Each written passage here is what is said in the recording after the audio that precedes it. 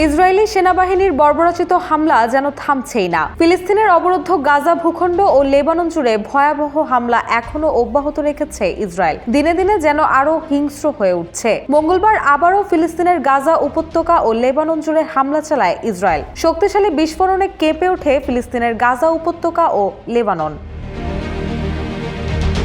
বুধবার Al Jazeera ও বার্তা সংস্থা আনাদোলুর পৃথক দুই প্রতিবেদনে জানানো হয়, এ হামলায় একদিনে কমপক্ষে ১০৭ জন নিহত হয়েছেন। এর মধ্যে গাজায় নিহত হয়েছেন ৬৩ ফিলিস্তিনি, আর লেবাননে একদিনে ইসরায়েলি বর্বরতায় প্রাণ হারিয়েছেন আরও ৪৪ জন। আল জাজিরা বলছে, মঙ্গলবার ভোর থেকে গাজা জুড়ে ইসরায়েলি হামলায় কমপক্ষে ৬৩ জন নিহত হয়েছেন বলে জানান মেডিকেল সূত্র।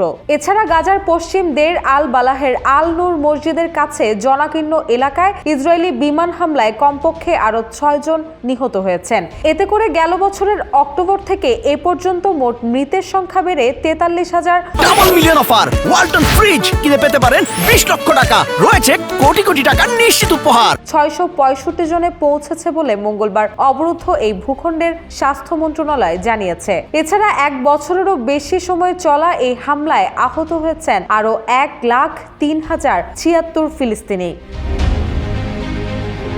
অন্যদিকে লেবাননের স্বাস্থ্য মন্ত্রণালয় জানিয়েছে, ইসরায়েলি বাহিনী গত ২৪ ঘন্টায় সারা দেশে যে অভিযান চালিয়েছে তাতে আরও ৪৪ জন নিহত এবং ৮৮ জন আহত হয়েছেন। এতে করে গেল বছরের অক্টোবর থেকে চলা ইসরায়েলি হামলায় মৃতের সংখ্যা বেড়ে ৩,২৮৭ জনে দাঁড়িয়েছে। আহত হয়েছেন আরও ১৪,০০০-এরও বেশি মানুষ।